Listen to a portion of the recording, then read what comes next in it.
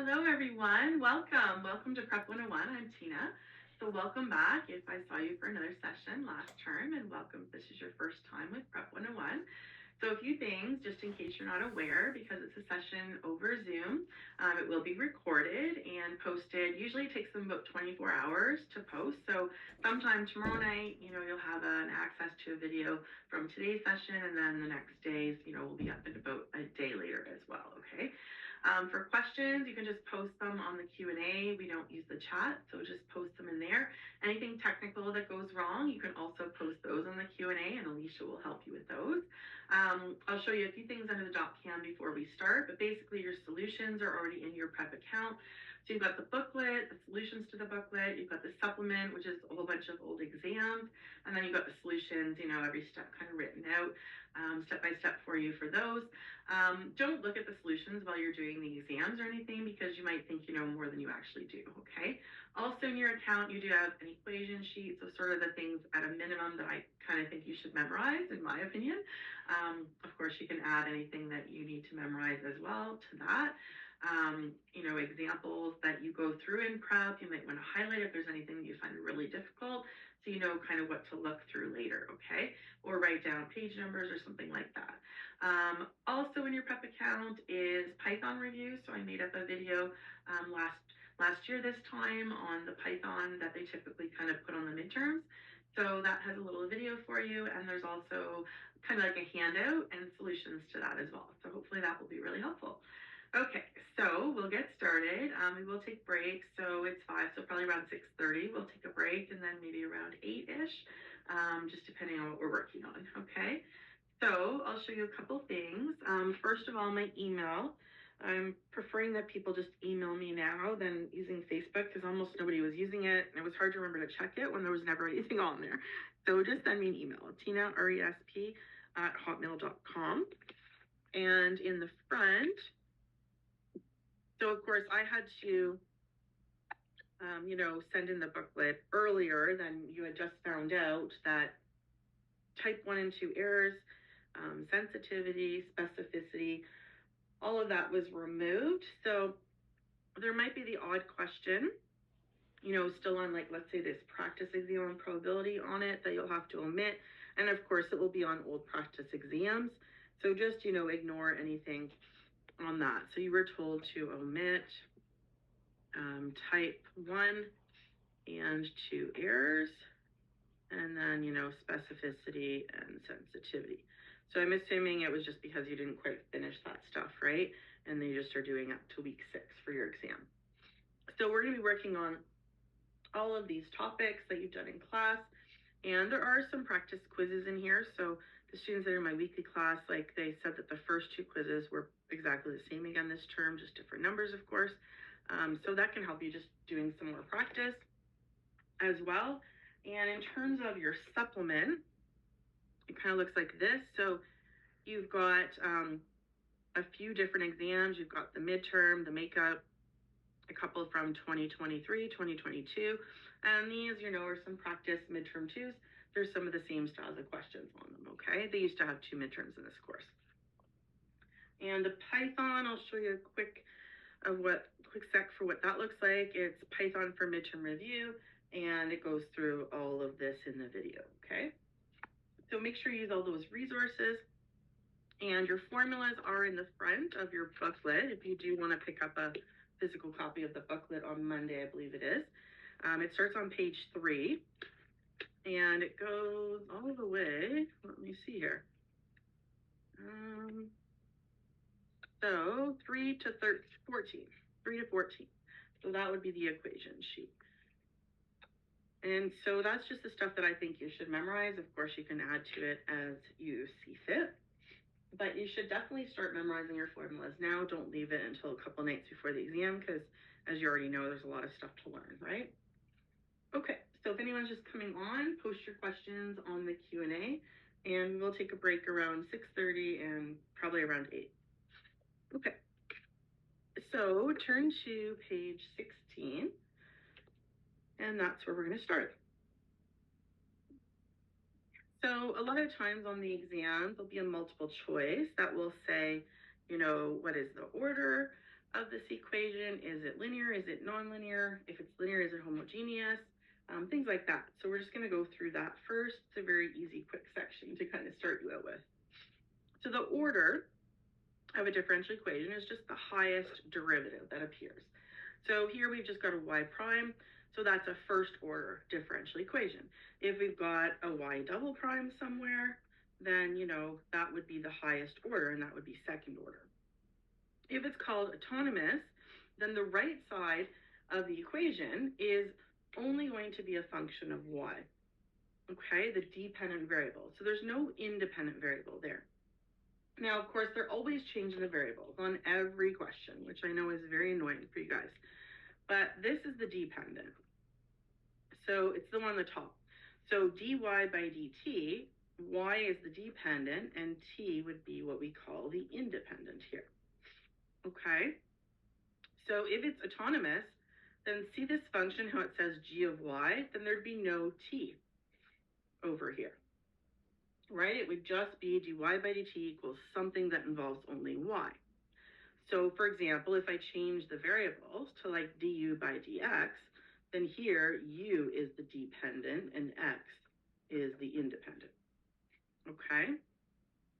So that's what we're looking at. So if they gave you, dy by dt is sine y, then there's no t, and so therefore that would be an autonomous equation, differential equation. Okay? So the key is that the independent variable, the one on the bottom of the derivative here, it's not going to appear at all on the right, okay? Linear versus nonlinear.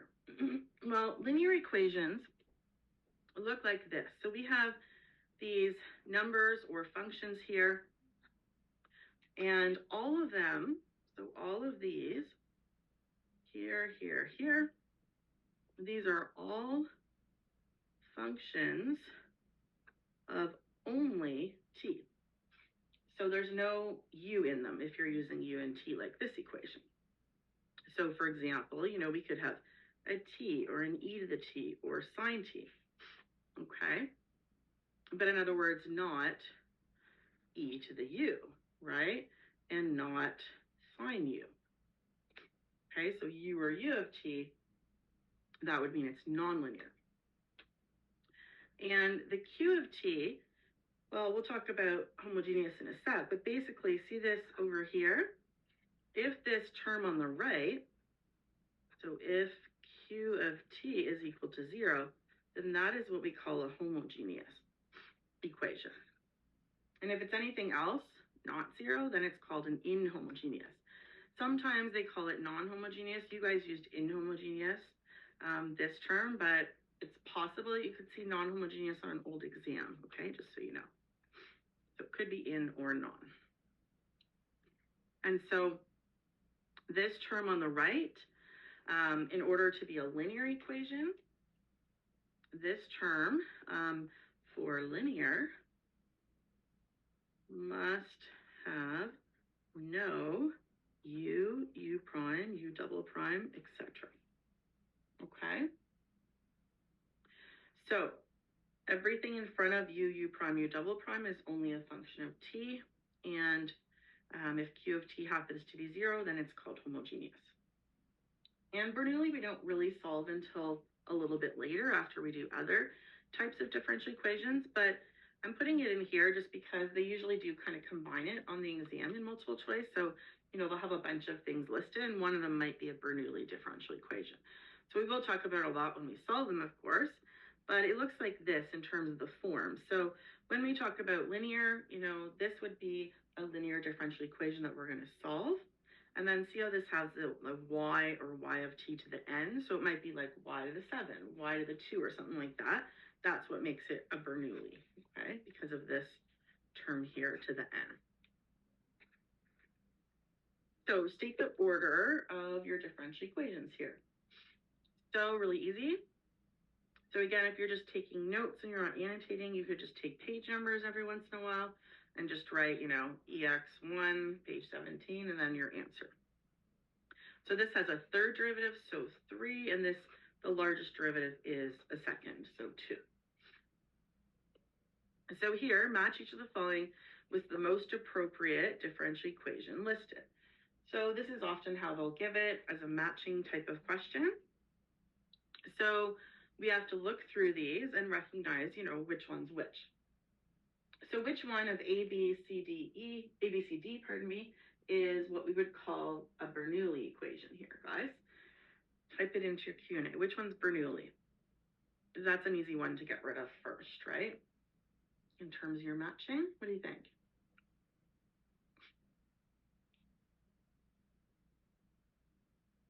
Nobody wants to type it in? Really, guys? Yeah, good work, Ashley. Yeah, we've got something to the 5, so that's the n. So yeah, that's going to be Bernoulli. So number 1 is A. And then we've got to look for, which ones are linear and which ones are nonlinear. So let's say I look at B here. Well, B is u double prime of t minus 3t squared u of t equals e to the u of t. Bernoulli is just a specific type. So I just mentioned it here. It's a specific type of differential equation that we're going to solve. So a linear equation would look like this, and we'll talk about how to solve it later. Has a certain process to solving it. But Bernoulli, we'll have to do a Bernoulli substitution. And so it's a specific type that isn't as easy as linear because it has this y squared in it or something like that, y to the 5 or something like that. Okay. So for part B, if we take a look at B here, well, we know this is second order because that's the largest derivative that we see. So that narrows it down to, I guess, 2 or 3. And then take a look, right? Everything in front of all of these, right? And this has to be just functions of t, but that's a u. See how it's not e to the t, it's e to the u of t? That's a problem, right? That is not linear, right? That's not linear. So second order nonlinear. So that one's got to be B. So what about C? Let's take a look at C. U double prime of t equals e to the t u of t. So some people might think, oh, well, the right side, there it has an e to the t and a u of t. And they might be thinking, okay, well, then I can decide that this is, inhomogeneous, right? But it's just not written in the right form. So you have to be careful. On the left side is always u double prime, u, and the right is what's left. So remember the form and be careful because they will mess with order of things on you. So your u prime, and your u double prime of t are all on the left. And so they have to be moved to the left when you're doing the right form. I can't really go slower, not too much, no. There's a ton to cover and I don't have enough hours as it is. And this is honestly just a tiny little topic and we have so much to do that's like much more involved. So yeah, so hopefully you can just, take some notes. You can always rewatch the recording if you're really slow with taking notes or something. So bring this across and now we can see that, okay, everything in front of these is linear. Only functions of t, and so it is a linear equation. And once we bring the u prime, u double prime to the left, there is nothing there, right? So that means that q of t is equal to 0. So if q of t is 0, what do we call this then, guys? Homogeneous or inhomogeneous? Which one would we call B? Q of t is 0. Yeah, good work. That's going to be called homogeneous. So C has to be this one. And obviously I know 4 is D by default, right? But let's see. First order, yes, because it's only got a first derivative. Linear, yes, because everything in front of u prime, u double prime, they're only t's, right? There's only function of t's in front of these. For example, if this was like sine u in front of this, then that would be making it nonlinear, right? Or if it was an e to the u or something like that. And then over here, Alicia, I'll let you help with that. I don't know about that. Over here, we don't have 0, right? This isn't attached to a u prime, u double prime, so it is the term that's on the right, and it's not 0. So therefore, that one is our inhomogeneous. Okay? Okay, so go ahead, take a minute, look at example 3, and see if you can decide, what do you think? Linear, nonlinear? And if it's linear, then homogeneous or inhomogeneous? You can either write, you could just write H for homogeneous if you want as well, right? Take shortcuts.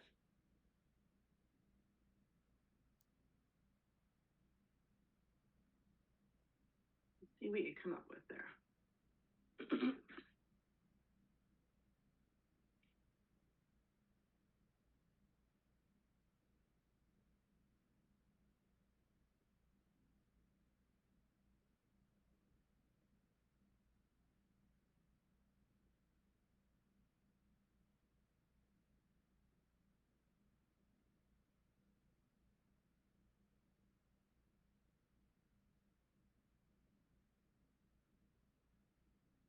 So A would be Bernoulli, because it's got that annoying exponent that we'd have to deal with, right? And I'll show you how to deal with that shortly. This one, let's see. Sine t in front of u prime, a 1 in front of there. All functions of t. This is not 0. So if they're all functions of t, then it is linear. And so for linear, we want to say, is it homogeneous or not? Well, this term, e to the t, is not 0. So therefore, it would be inhomogeneous. Or non-homogeneous, I guess, right? Part C, let's see. In front of u prime, u double prime is a 1. Oh, this is sine u of t. It's not, sine t. It's sine of this. So that's going to make it nonlinear. And the last one, let's see here. Sine t in front of u of t. This is in the wrong order, so it should be brought across, just so we don't think that that's our term on the right. So really it does equal 0, right? It does equal 0. Yes, that's true, I guess. Yeah, you could say nonlinear. So this one, if my q of t is 0, then it's homogeneous and linear. And this, yes, so non.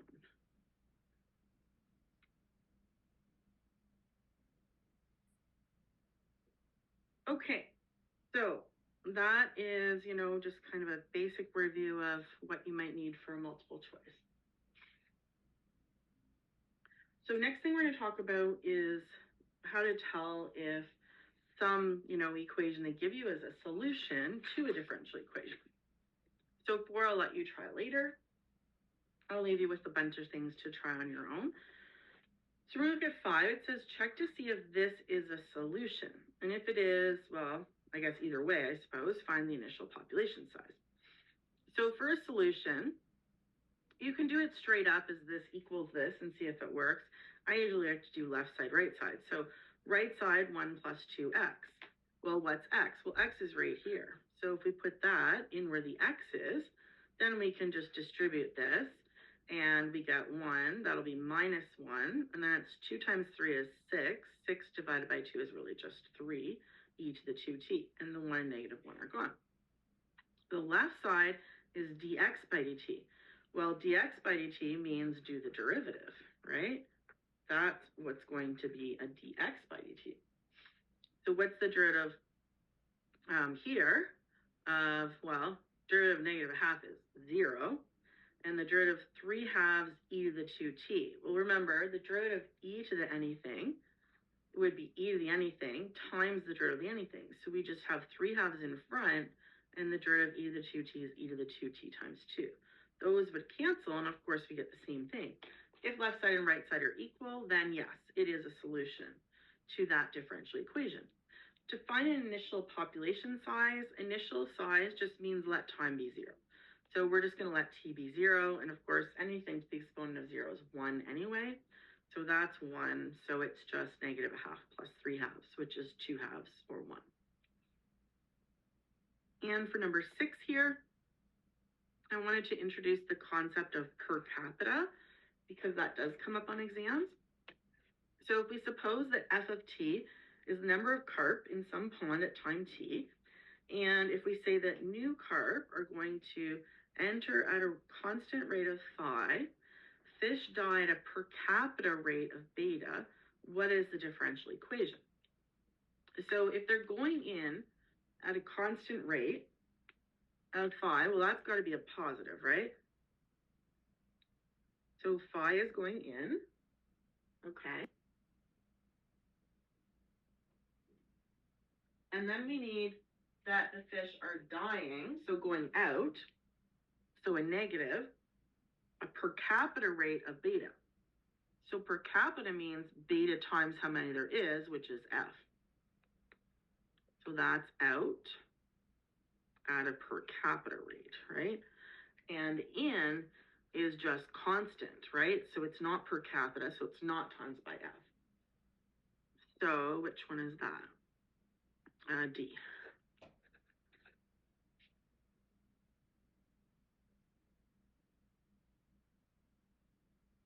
Okay.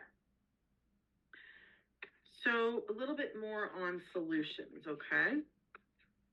So which of the following are solutions? So if they're going to ask this style of question, they could give you a whole bunch and they can make it multiple choice, or I guess they could make it long answer and you have to check them all and show your work, right?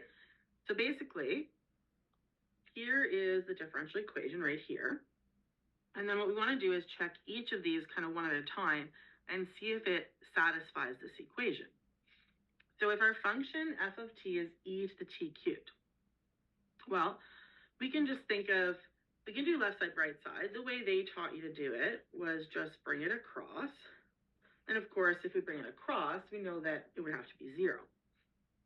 So what they're going to say is do all of this, and if you get 0, then it's a solution, right? Which is the same thing as doing this on the left and this on the right and showing they're equal. So what's the derivative?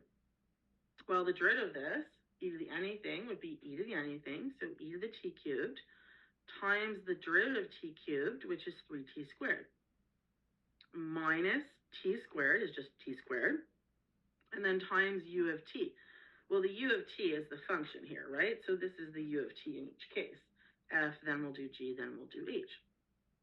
So this is 3t squared out in front, e to the t cubed, minus t squared e to the t cubed. So that's like 3 of something minus 1 of the same something. So it's 2t squared e to the t cubed. Well, it's not 0, is it? So we say that's not a solution. Okay, not a solution. Now for g, it's e to the t cubed over 3.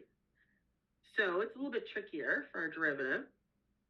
So derivative would be e to the t cubed over 3. And then if you think about the derivative of this, I can think of this as 1/3 t cubed if you think that's easier. So the derivative of this would be 1/3 times 3t squared. But the 3's would really cancel. So it's really just going to be t squared e to the t cubed over 3 minus t squared times u. And remember, that is your u, right? G of t. So what do we get? Well, we get the same thing because these 3's are gone. So we got t squared e to the t cubed over 3 minus itself, which is 0. So now that means that is a solution. Okay? So that would be a solution. Questions? Okay. So I'll let you check C later, and you can come up with an answer whether it is a solution to that differential equation. Okay. So initial value problems, you're going to see lots of them, and so you'll have to solve them. And for an initial value problem, we'll have some initial condition, which is time 0, right? Like how many of something do you have at time 0? every initial value problem has exactly one solution. So for example, if we wanted to solve something like this, we could solve this, for example, as a separable equation. So we'll get to that shortly. And then we could use this initial condition to find the value of the constant when we do the antiderivative. Okay? So sometimes on the exam, so I think it was last year's exam, because last year's the year before, they gave kind of a crazy question, but it ended up being a lot easier if you just check the initial condition. So some people were like, oh, Tina, like this is so hard, I couldn't solve it. But keep this in mind. Sometimes you can get rid of answers just by seeing if the initial condition actually works. Okay, so what do I mean by that? Well, take a look at this equation. We know that u of 0 has to be 1. So let's think about these. 1, 2, 3. Let's check. Is f of 0 1? If f of 0 isn't 1, then I don't even need to solve to see if this is a solution. I can just say it's automatically not meeting the initial condition, then it can't be a solution anyway, and then just cross it out as a, wrong for multiple choice answer. So let's see, 3e to the 0 cubed over 3 is 3e to the 0. Anything to the 0 is, of course, 1. So that's 3. So no, can't be a solution. How about g? Well, e to the 0 cubed over 3 is e to the 0, which is 1. So it's a solution. Okay, go ahead and do h. Is h going to work here?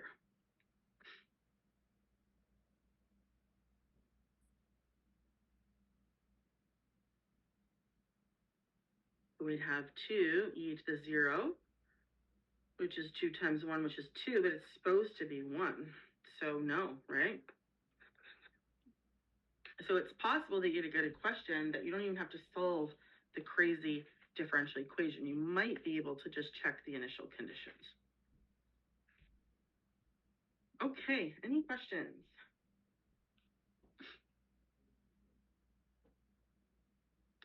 Okay, and make sure you email me if you find a typo. I added a whole bunch of new questions into the booklet this term, just because they've kind of changed a few things in terms of it's all the same topics and everything, but just they've changed, the way they ask a couple things and, sort of focusing on a few different types of questions. So I always like to look at everything and add a bunch in to make sure you've got all the concepts, okay? So that's a good question. So Sandika, on the particular question that I'm thinking of on the exam, they didn't because only one had the right initial condition. But yes, if you had gotten, let's say, maybe you narrowed out 3 that weren't the right condition, you had 2 left, then you'd have to actually solve, unfortunately. Yeah, that's correct. Good work. Okay, so isometry versus allometry. Well, if we have what we call proportional scaling, then we have isometry. If, and that's m is 1. We'll talk about, how we get the slope and everything in a sec. If it's disproportionate scaling, then it's allometry. So allometric growth here versus isometric growth. So see how if you see the isometric growth, it's the size is increasing proportionally. Okay? So we would say that these are linearly related. Okay? But when it's allometric growth, the shape is kind of changing as the size increases. So this is the, kind of the key. So sometimes they'll give a question, and you'll see it on a recent exam, where they'll give you some shapes and they'll ask, which shapes represent which type of growth. So you need to look at it and decide, is all of the sides increasing at the same proportion, kind of at the same rate, right, or not? So you'll see that on the exams. Okay? So make sure you know this, okay? Now, a question that they love to ask is, where they'll say, here's an equation of something, or for the case of a cube, you might be expected to know the area of a cube for sure and the volume of the cube. But if it's something harder, they'll give it to you. And so then they'll ask, by what factor does something else increase? So in this one, I said, If we double the surface area, by what factor does the volume increase, okay? Sometimes it's, something different, but similar kind of style. So if I look at a cube, I've got all the sides are equal, right? So if I call them like x, x, x, then for instance, the volume of a cube is x times x times x, like length times width times height, would just be like x cubed, right? Now, our area, we know, is 6 equal sides, and each side has an area of length times width, so x times x is x squared, and there's 6 sides. So let's go ahead and solve that for x. Well, that would mean that a divided by 6 is x squared, and so x would be a over 6 to the 1/2. Now we need to know what's that in terms of the volume, right? Well, the volume is x cubed. So if we put that in here, then we can just cube this x. So it's going to be a over 6 to the 1/2, and now it's being cubed. So we're going to go and cube it. So we can multiply that. We can also kind of separate the a and the 1/6. So if it's a over 6, it's like 1/6 and a, right? So what I'll write it as is 1/6 to the 1/2 and a to the 1/2. And if they're both cubed, then they're really both to the 3/2. So that means the volume is 1 over 6 to the 3/2 times a to the 3/2. So this is, initially what we've got going on. And then it says, if we double the surface area, I'm calling the surface area A, so I want to double it. So let's let the A now be 2A, right? Well, then our new volume, let's call it V star, is going to be all of this first, but we're going to make the A become 2A. And we want to know, how does that relate, that new volume, to what it was? So it's kind of a lot of algebra, right? So let's leave this for a sec. Let's separate this like we did earlier into 2 separate terms. So 1/6 to the 3/2, 2 to the 3/2, a to the 3/2, like that.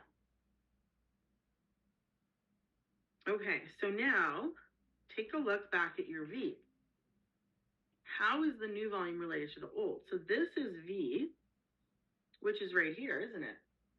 Right? Both of these that I've highlighted in green is the old volume.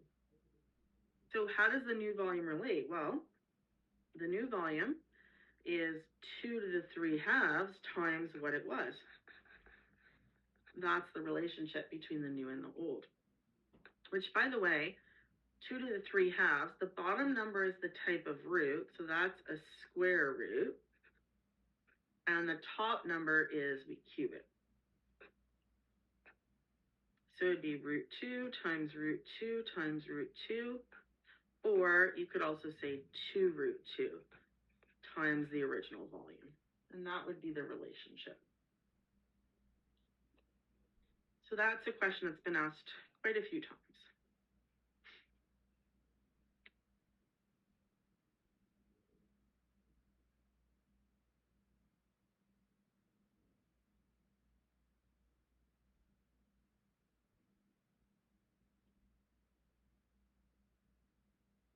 Okay. So log space, there's typically a question always on this on the exam as well. So if we have the equation y equals k x to the m, and we take the ln of both sides, remember back to calc with your log rules, if I ln this, like that, well, first of all, think about your log rules. 2 logs separately doing what can come into 1 log by multiplying?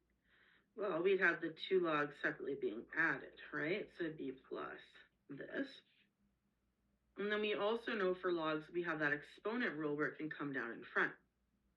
So we get this, right? And so in this equation, m is our slope, and our y-intercept is this number here, which is ln k. Okay, and so m is your slope, and your y-intercept is ln of k. Now, if it's isometric, the slope is 1. If it's allometric, the slope is not 1. So let's say, for instance, we have y equals 5x to the 4. Well, we take a look at this versus this.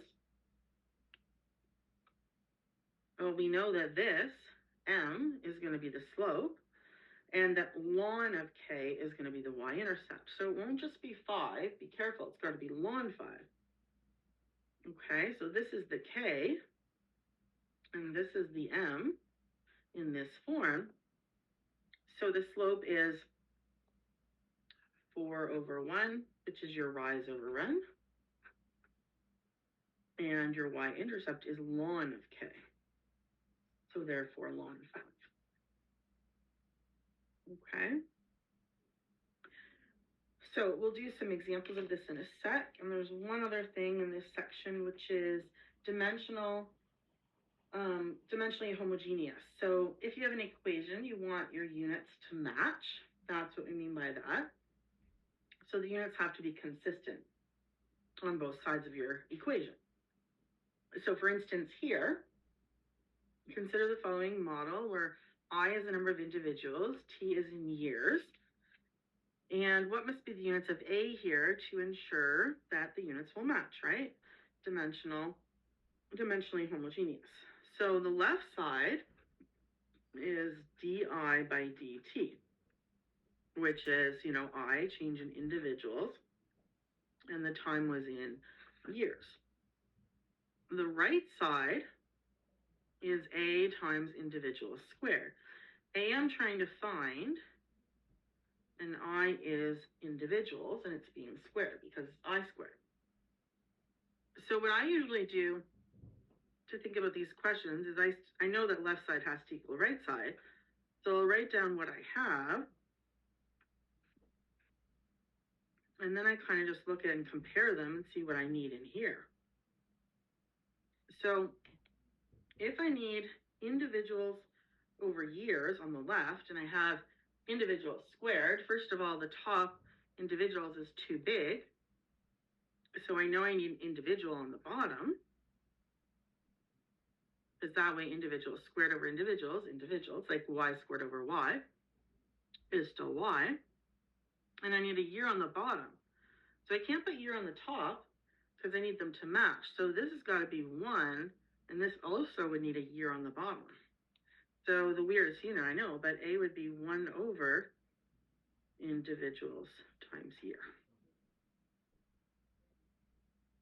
So that's dimensionally homogeneous. So take a look at number 3. It's harder.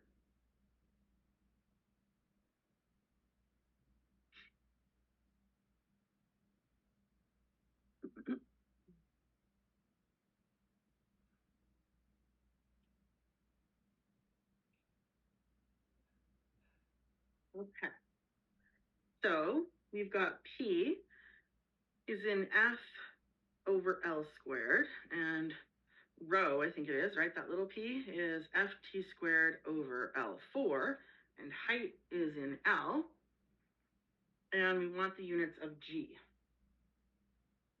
Okay, so take a second, see what you think here.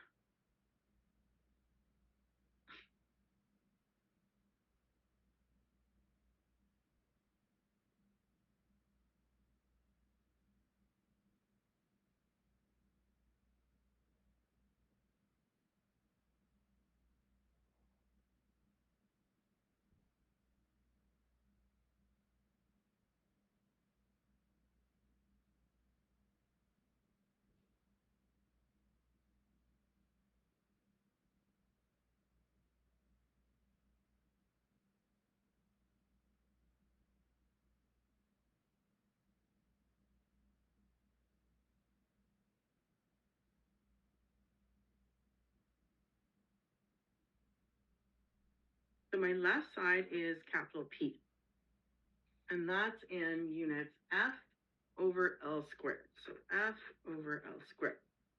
And my right side is 3 letters multiplied together. This one is ft squared over L4.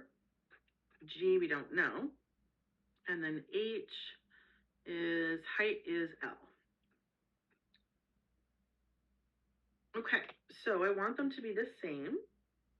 So I know, for instance, I need an F over here, and I already have an F there. So that already matches. So I don't really need to deal with the F. Let's look at the T's.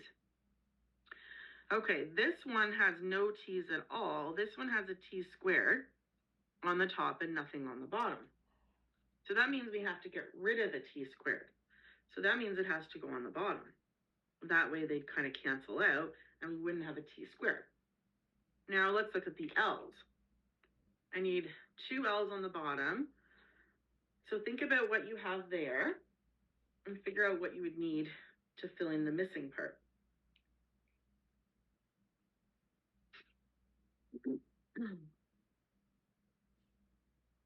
So right now I have L over L4, which is 1 over L3. But I need an L squared on the bottom. So what do I have to do here, guys? I need L squared on this side, and right now I have an L cubed on the bottom.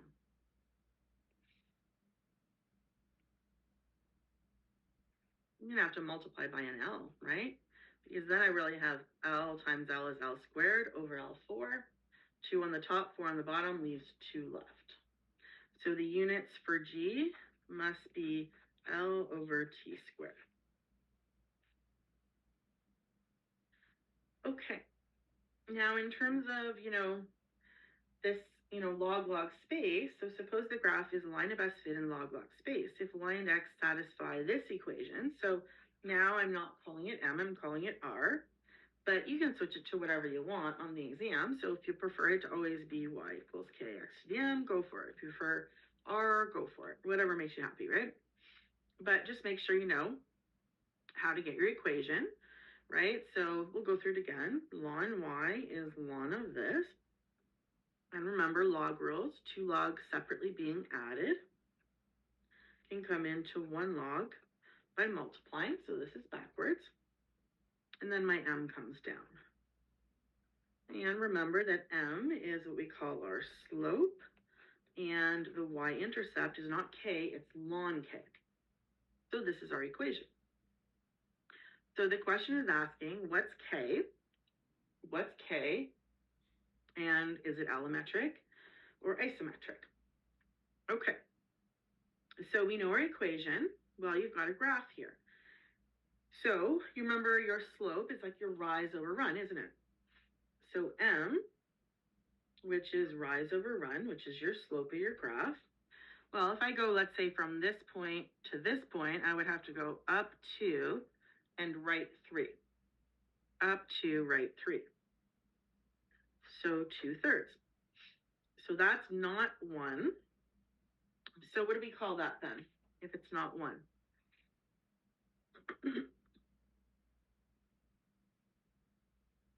That's going to be allometric. Okay, now take a look at your graph. You should be able to tell very easily what the y-intercept is, right? If this is my x-axis, this is my y, and this is my y-intercept. So we can very clearly tell from this graph that it's at -2. But that's not k, right? Remember, ln k is the y-intercept. So just be careful, right? If ln k is a y-intercept of -2, think back to your calc 1000, right? Here we know that ln is just log base e. So if we put this into what's called exponential form, then we have e to the -2 equals our k. So they might write it as 1 over e to the 2 or as e to the -2.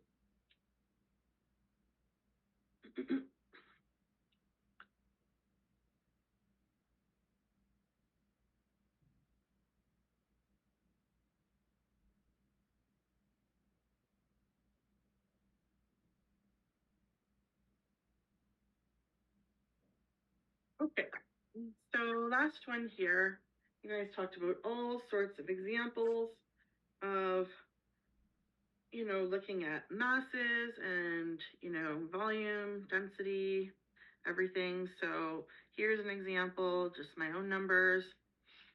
T-Rexes, there's one that measures 80 centimeters and 165 in their footprints. So how much heavier is the first dinosaur than the second? So remember, you're assuming that they have similar geometry, right? They're the same type of dinosaur. And so we assume that their footprints will be proportional to their height. So your height is some constant times your footprint length for a T-Rex. And your volume is height times the foot length squared. So remember, your density is always mass over volume. So your mass is going to be cross multiply density times volume. And C is just some constant. So in order to compare our dinosaurs, the mass of first dinosaur on the bottom, density times constant, and then times first footprint length cubed. And same with second dinosaur, it will be density times the constant C, and then the second footprint length cubed. So these are just going to cancel out, and we're just going to get that, we have footprint length cubed on each case. So the second dinosaur is the lighter one. So that was 65 cubed over 80 cubed. And it's in centimeters cubed. So that would be 0.54 centimeters cubed. Now, if they ask this, they're going to have to leave it as something cubed because you don't have a calculator on the exam, right? But, in practice, you can use it. And there's sometimes a quiz question where you'll need it for sure. So assumptions that you make, well, we assume that all T-Rexes do have similar geometry, right? And in terms of, would we be confident if we compared the T-Rex footprint to a Triceratops? No, obviously, because Triceratops, they've got the 4 walking feet and the funny horn out in front, whereas a T-Rex is just on 2, right? They have those tiny little front legs and then big walking 2 legs, right? So not likely to be very similar. Okay, so recursion is next, which is a lot of stuff in this section. So it starts on page 28. And they're always changing, kind of what they call these models. This time they really didn't call them anything this term. So I'm just going to call them what they normally do. So first of all, if we're doing recursive models, you can get, one step by looking at the one before it, and then the next step by looking at the one before that, or sometimes 2 before it or whatever. So the assumption here is that we'll have 2 different parts. We'll have some kind of initial state or initial condition. So it could be U naught or it could be P naught. And this is your condition at time 0. Okay? And a recurrence equation is going to relate any UT to usually the one before it, but it could be more than one. The dinosaur question, exactly like the one you did in class, right? Where you're just making a model, density, mass over volume, and then, just doing volume is cubed, right? Okay, so for recursion, if you have some kind of initial state, you call it U with little 0, U naught. And if you're trying to find the solution, then you're looking at f of t has to satisfy the recursion equation, and f of 0 is U naught. I don't know why these 3s and 4s appeared here, so you don't need those. That's very strange, but anyway. So if you look at a very simple model, the simplest model we can get is basically, it looks like this. PT plus 1 is BPT. Now, you'll see this kind of notation on older exams. Now they've switched to PT and PT minus 1. It's the same thing. It doesn't matter which one you use. It's also called Malthusian growth. Some people will call it geometric growth. But basically, in this model, we can get PT, say we want P5. then we can do B times P4. Say we want P10, then we can do B times P10 minus 1 is P9. So you do need the one before it though, right? Which is a royal pain because let's say I want the 20th, then for the 20th I need the 19th, but for the 19th I need the 18th. 18th I need the 17th, and you can see where I'm going. It would take you from now till forever, right? So it can be really, really hard to deal with. And so we can learn to write this recursive model as where we get this general solution where it just has a T and it's not reliant on the term before, which makes our life way easier. Okay. So in terms of recursive models, an initial condition is always the 0, right? So that's the initial condition that we've got. And then this is the equation, right? The model or the recurrence equation. It can be piecewise. They can write it like this. Same thing, right? A naught initial, B naught initial. Okay, and sometimes it can be left out, so they don't tell you the initial condition, okay? But in this course, if they're going to have you solve, then they're definitely going to tell you. And you could have to use 2 different things to get your next state. So here, if I wanted, like, let's say F5, then T is 5. Then I want F5 minus 1 would be F4 plus F5 minus 2 is F3. So I would need 2 before it. So since I have F0 and F1, I could start with finding F2. And that would be F2 minus 1, which is F1, plus F2 minus 2, which is F0. And look, I can just put those in, and get my F2. Okay, which would be 3 plus 2, which would be 5. And I could keep going, right? Find F3, find F4, and then find F5. But it would take me forever, right? So this type of growth, Malthusian growth, geometric growth, has a very easy general solution. And you guys kind of got into it at the very end. They kind of made you go through a bunch of stuff and they told you. So you can use P, you can use U, whatever letter makes you happy. But basically, if we use UT, it would be B to the T times U naught. And remember, we had, our equation, right, back here, where we said this is what we're given as the recurrence. PT is B, PT minus 1. Or same thing for U, okay? Okay? So this is the easiest form by far. So the harder one, which we'll get to shortly, would be if it was this and then plus a number or minus a number. For this type of equation, we know that if B is greater than 1, then if we're going to take PT and approach infinity, that will be happening as T approaches infinity. If B is less than 1, then PT is going to approach 0. So I'll show you an example of that shortly. So if we have a population of deer increasing by 15% per year, currently, so that's initially, in other words, there's 200 deer. So I can call this my P naught or my U naught or whatever letter you want to use. Okay. If PT is the number of deer at the end of year N, find the initial condition and the difference equation, the general solution, and the number of deer 5 years from now. Okay, so let's let PT be the number of deer that we're going to have after T years. Our initial condition would just be what we wrote up there.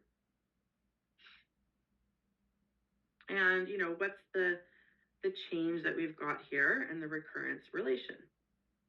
Well, we know that PT is PT minus 1 plus 15% of what it was.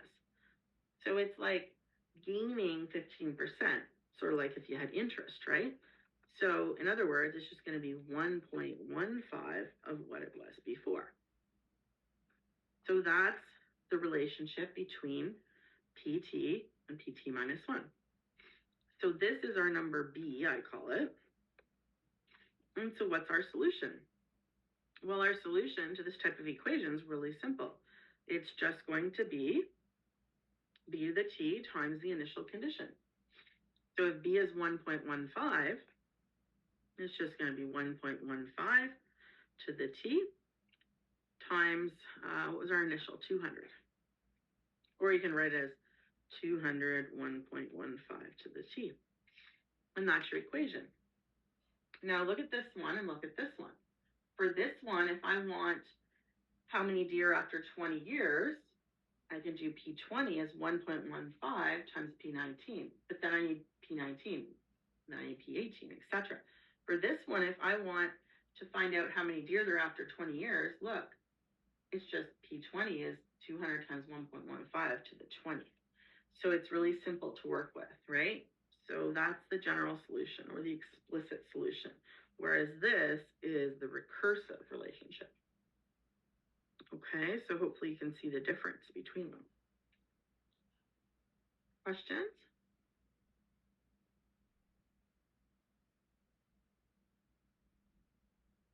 So if we wanted after 5 years, then we've got to do P5 would be 200 times 1.15 to the 5. And that's approximately 400 if you wanted to work it out, but you won't have to do that with a calculator, obviously.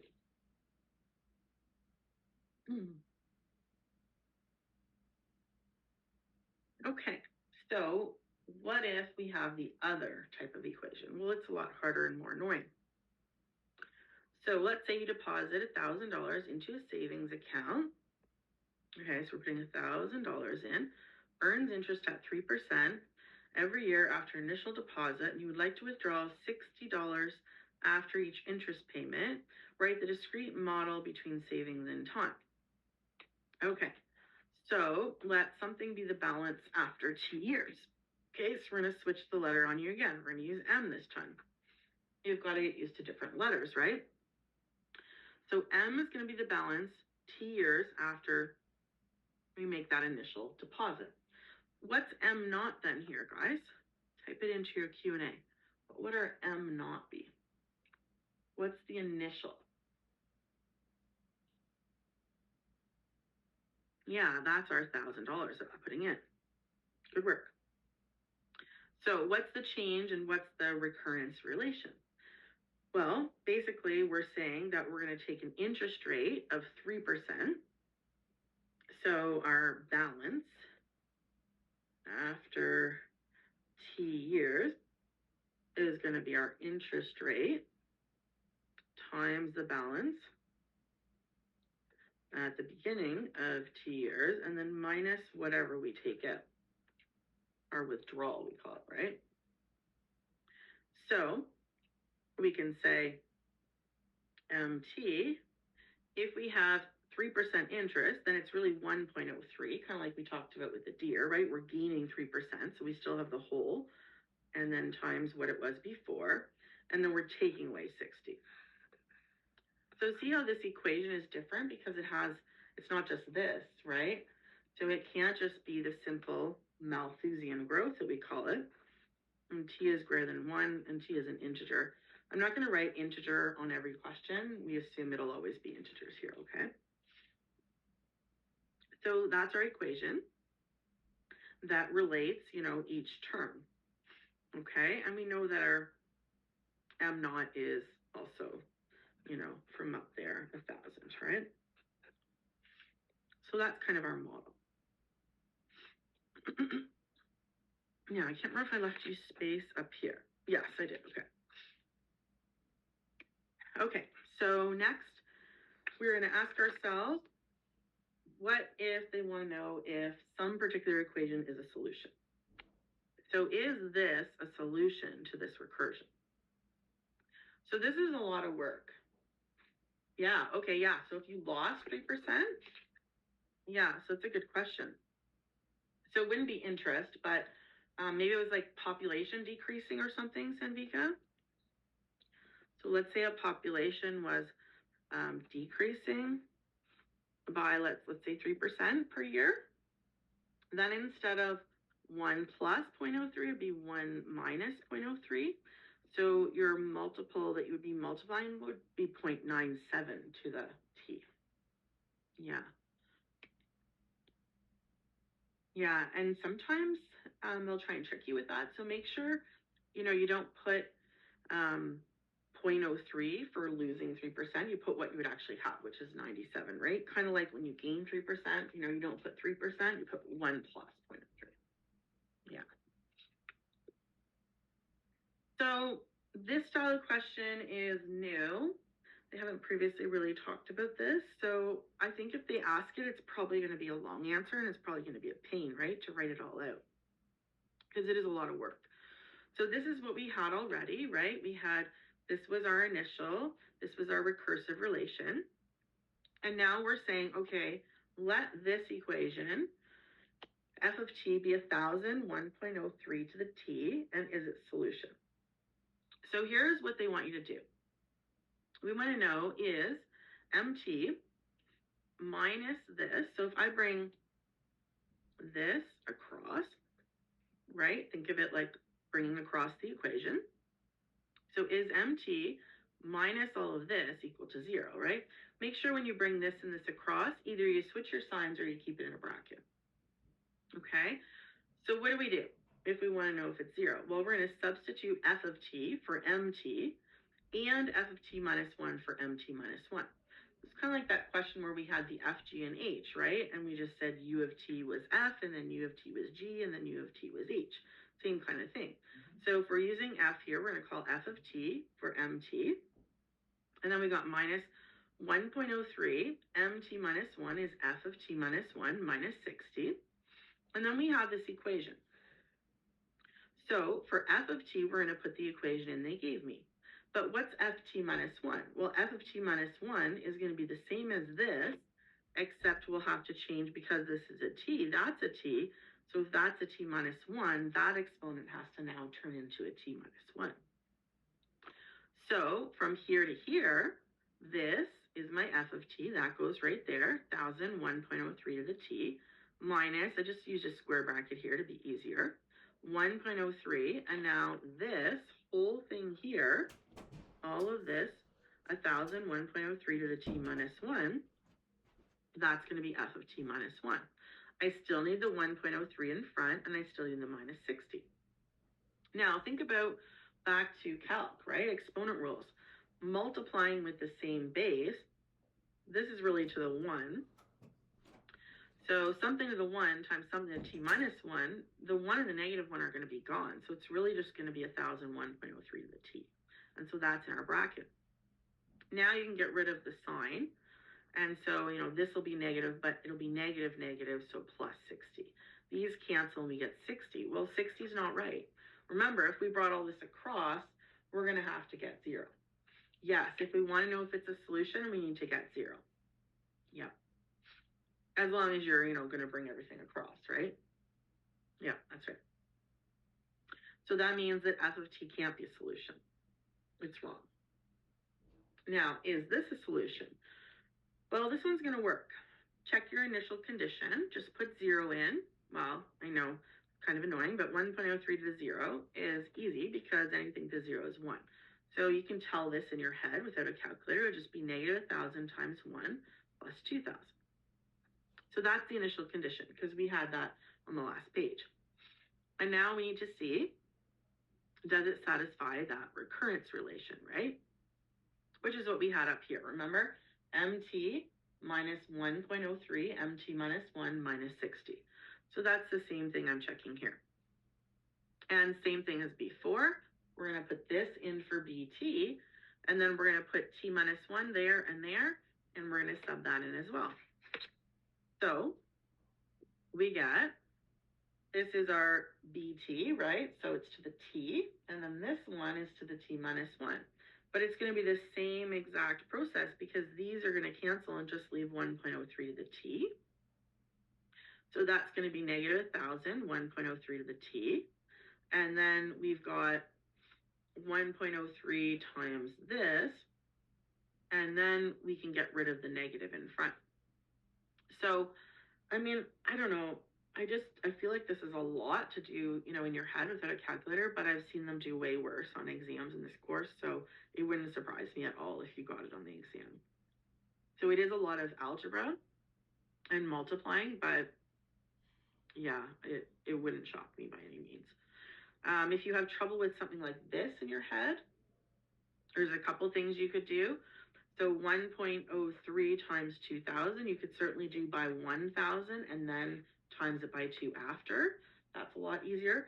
Timesing by 1,000 would just mean move your decimal over to the right 3 times. So once, twice, 3 times. So it'd be 1030 and then times 2. So that's a little trick for that. That might make it easier for you. And so once we switch our signs, that'll be plus, that'll be minus, and that'll be plus. So those will be gone.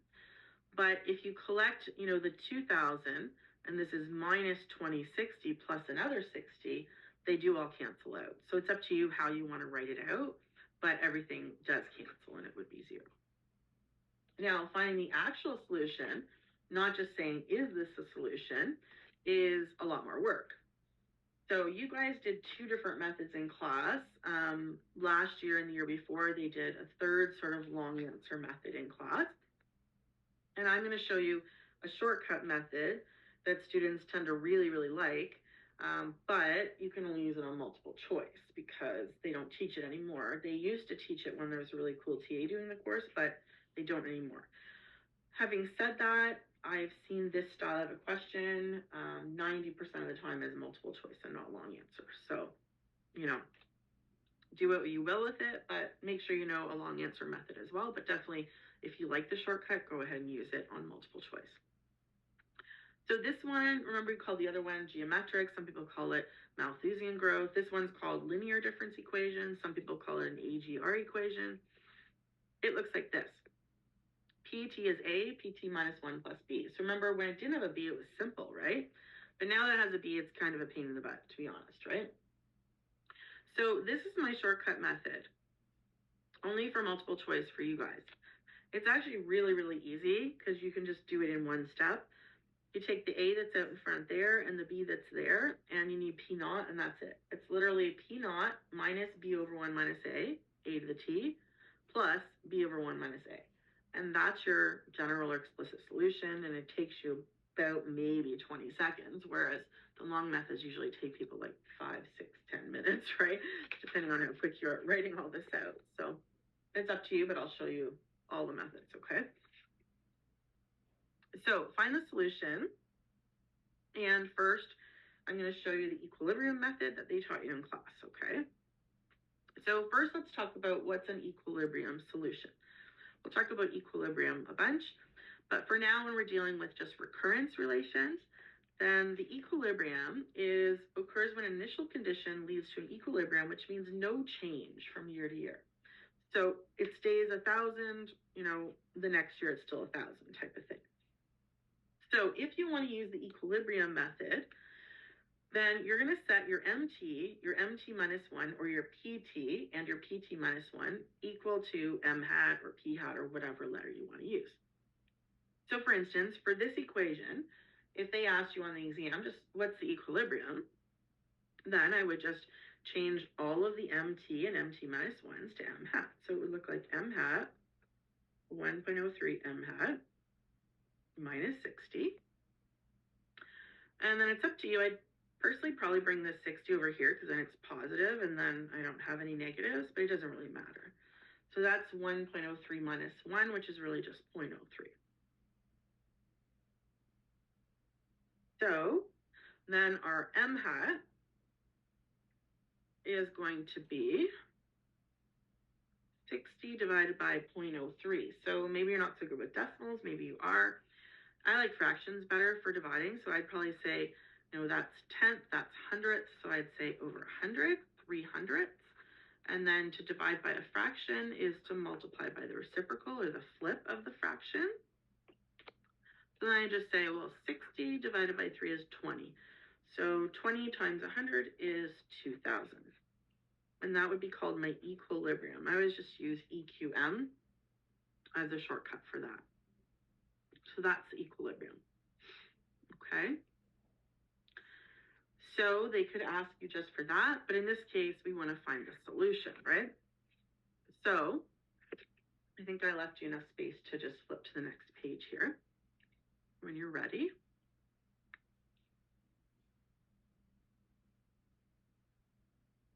Good. So what we had at the very start of this question, which I know was a while ago, m naught was 1,000. This was our equation in terms of the recurrence. And now we just figured out that our equilibrium m hat is 2,000. So in terms of solving, there's, kind of 4 or 5 steps depending on how you look at it. So first thing we're going to do, let ut be mt minus equilibrium. So this will be the equation. If you want to use the equilibrium solution, it will always be this, okay? So mt minus m hat. The m hat is the equilibrium, which was 2,000, right? So if we want to solve this for mt, well, then you'd bring this over here. So it would really be mt is going to be ut. And then if this is, would we say 2,000, then it'd be really ut plus 2,000, right? So that's what we're going to get here. If you want the intermediate, it would be ut minus 2,000 like that, okay? Now, so we've got mt. Now what we're going to do is see this equation. You're going to just let all the t's be t minus 1s because it would be true for any, value of t. So put t minus 1s into this, and that would be the same equation. It's equivalent, right? Now, we're going to sub that into our relation up here. mt is 1